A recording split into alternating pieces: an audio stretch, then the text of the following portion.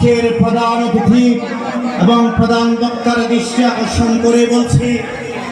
আজকে কলাউজান ইউনিয়ন আওয়ামী যুবলীগের সম্মেলনের